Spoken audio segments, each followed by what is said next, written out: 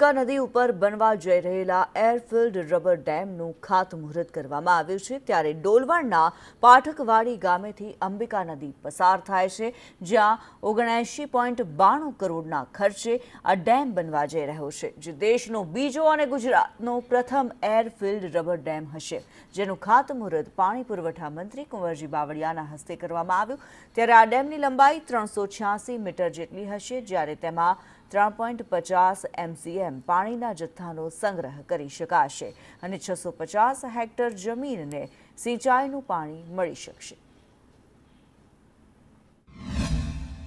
રાજ્યમાં જળ સંપત્તિ વિભાગ તરફથી આ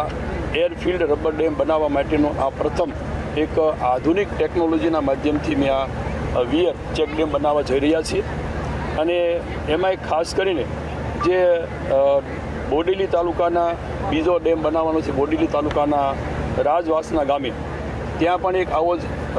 એરફિલ્ડ રબર ડેમ બનાવવા માટેનું અમારું આયોજન છે। ખાસ કરીને પાઠકવાડી એરફિલ્ડ રબર ડેમનું આજ અમે સૌની ઉપસ્થિતિમાં